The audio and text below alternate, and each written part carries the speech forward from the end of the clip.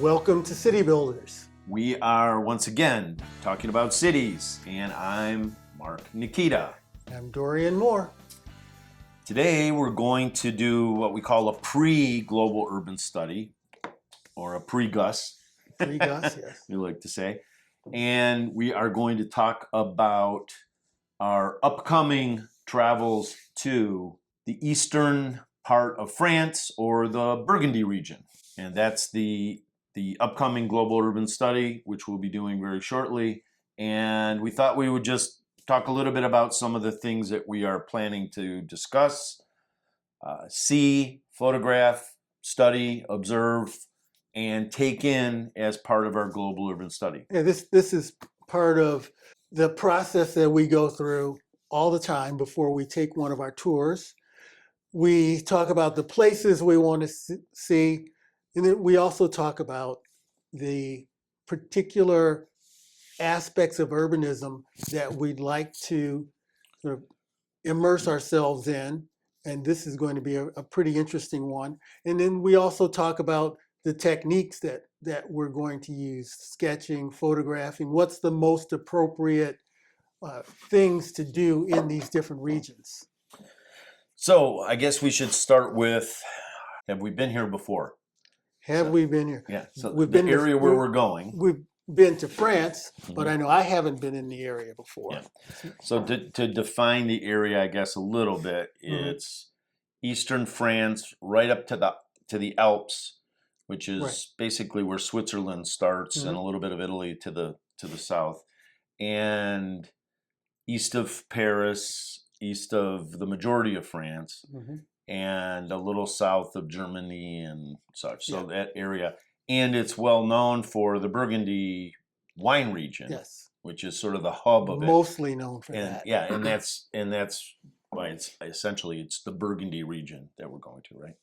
But there's some key cities there that we are going to take a look at and really dig in and spend a little bit of time in. So I guess I would say you've not been to this area at all. I've been a little bit to this area. We will talk in a minute about where we're going specifically, but I think we should probably talk about where we anticipate going, where we're planning on staying. Right. But I've been to a couple of the cities there. We're going to go through.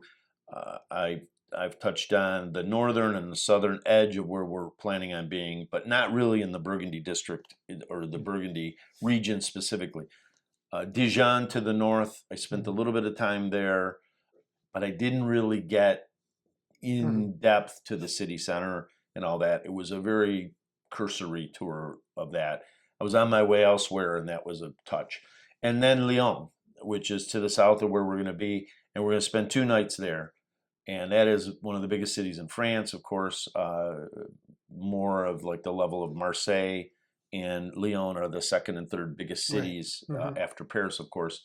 And I did spend some time there, but that's been quite a long time ago, and I didn't spend a lot of time there. So I have a flavor for it. I understand a lot of what's there, but we're going to really dig in much deeper and enjoy studying that. I think there's a lot there to go with a lot of the urban elements there, and it's a great city, and in many ways very Parisian. So it'll be interesting to take. And the rest of the area I really haven't been, so it'll be relatively new for both of us for the most part.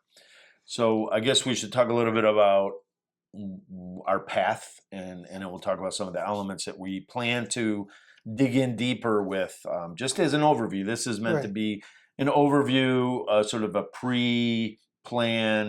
We don't know what we'll find when we're there, but we'll get there. That's the key, is that we go in looking for one thing, but we may find something else. And we have to have that flexibility. Almost always the case. Yeah. Right. Even when we go to places we've already been, like London.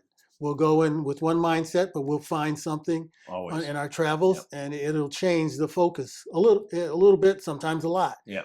And I think that's the beauty of how we travel. We're not rigid, we're flexible, but we're always taking in the urbanism at some level. Yeah, absolutely. Yeah. No, in that I think is when we do the global urban studies, I think the thing to keep in mind is sort of like you said, the process or the approach to what we do. We want to study and bring back with us in our minds and our documentation an understanding of urbanism, cities, architecture, culture, all the above that we learn from, and that can be across the board of all that. And we, as we've always said, we learn from what's great or Right. interesting, but we also learn from things that aren't so great.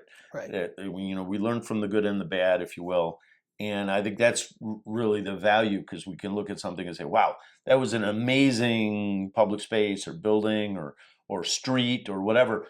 And at the same time, wow, that was a real mess. And Right. something that Right. we definitely don't want to do that in anything that we work on or advocate for, because clearly it didn't Right. work in, Right. in this area, or something to be cautious about. Right. So there's a lot to learn, and Right. that's where the flexibility comes in. Right. So there's two main things that we should do here today. One is to talk about the path, as you mentioned, and the other is to talk about the things that we looked at that we want to concentrate on going through. The elements. Yeah. The elements. Mhm. But Yeah. but let's talk about the path that we're going to take first. Yeah. And the at least a couple of the cities, because there's always detours along the way. Yeah. But the And cities we've allowed some flexibility for the that. cities that we want to focus on. Mhm. That's important. Is we're always looking, and we've stated this a number of times in the past with previous podcasts and such, but this whole idea of understanding the vernacular and recognizing the essence of a place. So in this case, Burgundy. Is there anything about Burgundy that we're going to learn from that we feel is indicative of that particular area? Right. So this is a region that was, established many, many years ago, centuries ago, and it may have its own distinction. We're looking for that. We're Right. trying to identify that. So that's an interesting thing. So we're going to fly in, of course, to Paris, which is a common place because it's such a primary city. And we will be, because of the nature of this being a more natural, non-urban, countryside kind of thing, that we're going to travel by car, which we don't prefer, and we prefer train, of course. Yes, but and we try to avoid it whenever we can. But in this case, it's going to be difficult to do that to achieve the kinds of things we need to. So we need the flexibility that a car will give us, and that's kind of the case here, given the things that we think we're going to end up with. So we'll leave Paris and work our way toward Dijon, which is further to the east, and touch on a number of small, and this is what we're assuming we're going to do on the way, but on the way, we're going to look at the town of Auxerre, which we've looked at. We've not been there. I've not been there. You've not been there. Historical value of that and the interesting elements of that. And then after that, we're going to go to likely. Yeah. Noors, is that next on the list? Noors. I know we're sort of learning our French pronunciations as we know that you they're think always. I'd know it a little bit more since I've spent, a lot of my life in Canada. Yeah, right. Yeah, right. But well, there's always some tricky words in there. So Noors is another one, and then we're going to go to, or likely go to, Semur in Auxerre, which is a small town on the way again to Dijon. These are what we're anticipating is we'll end up in the morning, being early on in Paris, getting our car early on, and then working our way toward Dijon and stopping at these places on the way and coming out and studying them. And this is even different than the Scotland tour that we'll talk about at another time. Yeah. But these are going to be more like quick hits into these towns. And what we will probably get out of this is an understanding of the commonalities in these smaller towns. And based on some of the preliminary research from a vernacular standpoint, as you were talking about earlier, there is definitely some similarities that we'll pick up on, or at least we're anticipating picking up on. And so as opposed to a number of our other trips where we will fly into one location and do more of a deep dive, train trip to another city and stay there for a day or two and then move on to the next place. This is going to be more of a traveling tour Hmm. combined with an understanding and documentation. So it's going to be rapid fire, including our typical documentation. So I'm looking forward to it. It'll be a little different than some of our other tours. Definitely, because we tend to be oriented toward the bigger cities. There will be a lot more smaller cities in this case. Right. Even Dijon, which is a bigger city, but it isn't Paris, it isn't Lyon, Right. it isn't London and Amsterdam and all. It's clearly a smaller town in France, so that there'll be the character of that. And as you said, we're always looking for the sort of the elements that define a place, that vernacular Right. that's established in the sort of regionalism of the place, and that we're going to be looking at that. And I think the other aspect is this is going to be how there's going to be more of the rural components is going to be Yeah. critical in this. So there's the interaction of the rural and natural components relative to the urban and dense Right. components of the urban city and towns and villages, and then the countryside. Yeah. We'll end up in Dijon, which is a pretty established historic city of a lot of depth. There's some beautiful architecture and urbanism, and we'll be looking at that extensively and spending a couple nights there, of course, as well. And our plan is to take in the south of Dijon, which is the core of the wine region, the Mhm. Burgundy wine region. We're going to use Dijon as a home base and do day trips out of Right. Dijon with car to the Burgundy region to see the countryside of the wine region. That's a characteristic of the place, and of course these wineries and vineyards that are integrated into historical buildings, Right. which is going to be quite interesting. Chateaus and monasteries are now wineries in some cases, and it'll be a very interesting sort of study of adaptive reuse and the characteristic component of that area, which of course is Right. the vineyards and winery. Yeah. And so I think that's a key thing, at least for me, is that we're going to be looking at the interaction of a wine culture and how that relates to the social and physical aspects of each of these cities.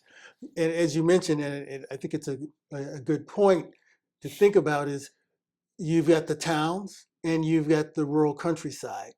And part of what we really will be looking at is what's that transition like? Or is there a transition, or is it just an abrupt change from town to countryside? What are the edges like? It's an area of focus that we'll spend some time on, and I think we'll be taking observations. Plus, I think it's interesting whenever you get a wine region or a region where there's a product that comes from it. It's always very interesting to see how that product has driven architecture and Right. urbanism and the general characteristics of the area. We obviously took a lot of that in when we were reviewing and studying the distilleries of Scotland throughout the Highlands and Skye. So there was a whole sort of overriding element of the production of this product that's Right. integrated into the community there, the cities, the countryside, and of course the distilleries, which gets into the production Mhm. and the different characteristics of each of the products within the area. In the past, I've studied Napa Valley extensively, been there a number of times, the Niagara region, the wine region, and the vineyard region, the Niagara near Toronto and Buffalo and Niagara Falls. I've been to the Champagne region in France as well, which also has interesting characteristics. The Bordeaux region, west of France. Each of these areas have an interesting production element that factors in. And so we're going to be looking for that and identifying how that factors in the town, is small towns along the wine region sort of zone, which is between essentially between Lyon and Dijon. and in the middle, the core area is the town of Born. Born, yes. Yeah, which is right in the middle, a small town that's kind of in the core of the Burgundy wine region. Right. So we're going to be going there as well, not far from Dijon. Right. Yeah. And as we go through the places we're going to be, one of the things that it brings up from the standpoint of global urban study is, I mentioned earlier, looking at the commonalities. One of the things that I really want to take a look at is the residents use public space, and really the public space of the street in these small towns. And what does a small town in a wine region use as public space, and how they so for me there's this component of this trip that is beyond the typical physical things that we study. It's really almost a social study into the culture of the area, how it's used, who uses it, when. I'm really looking forward to that as a component outside of just the physical enclosure of these spaces. Your William White influence is coming through. Yeah, William Wright, right there. Yeah, it's being filtered through and applied, right. Yes. soon to be applied in this global urban study. And then another town is Chalon-sur-Saône, which is a small town along the region as well, which we're going to go through, and that will be part of the wine region study, as well as whatever different. We don't really have wineries picked out quite yet. There will be places that we'll go, and we'll study that when we're there, and then we'll possibly go through Cluny. Possibly. We're not quite sure. It's on the way down to Lyon, and then we'll be in Lyon for a couple of nights and really study that city, which, like I said, is a bigger city with a lot of characteristics. It's a kind of in many ways, I'm sure the Parisians wouldn't like this, but it's sort of a mini Paris, if you will. There's a lot of Parisian influence and feel there, and there's a couple of rivers, and that they come together, and it has elements that feel Parisian, and then we'll end up in Paris for a couple of nights before we fly out of Paris again. And of course, we've both been to Paris. I studied there, you've been there, we've been there together before. So we know Paris quite well. It's one of our sort of home bases in Europe that we know of. So mainland Europe, home base. Yeah, right. And we'll enjoy catching up on some things there while we're there. But that's, of course, a limited amount of effort on this. And so I guess that's the path, and it's going to cover a lot of things, and there'll be some flexibility. And then we just want to touch on some of the elements that are anticipated to be integrated into our study, and that will help to define the vernacular and the regional aspects of the place. And there are a number of things that we're thinking of in terms of that as well. One of the ones that I'm interested in is, because we deal a lot in larger cities, I'm interested in the small scale urban density and the human scale of the urban form that these cities take. So I know just previously I talked about the social aspects, but there's also an aspect to the scale of the buildings, the scale of the streets, and particularly the scale of the public spaces in these small towns that I think is part of the DNA. That's the good word for it, the DNA of each of these towns. And I'm really looking forward to pulling that out and documenting from a prototypical standpoint what a small town, mid-France type situation looks like.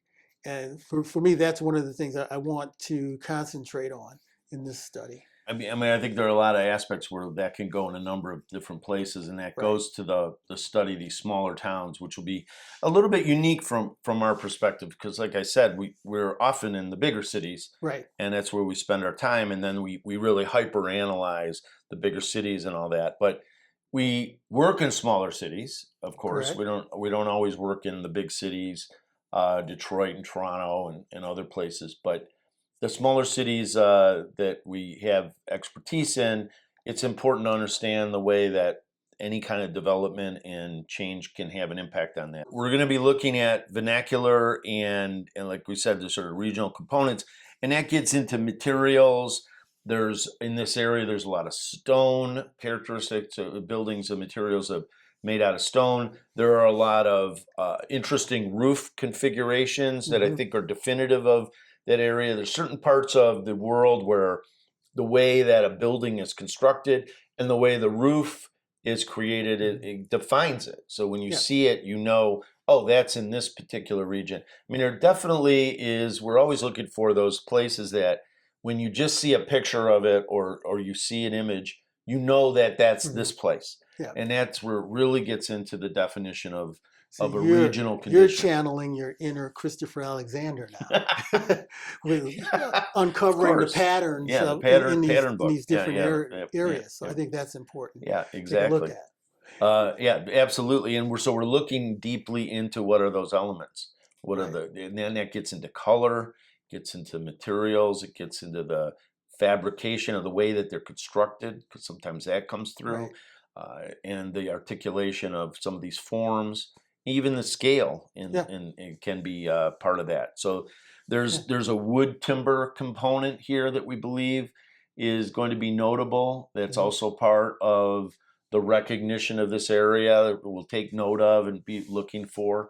And then the other big issue I think that's going to have a big impact on the characteristic is the integration of the canals.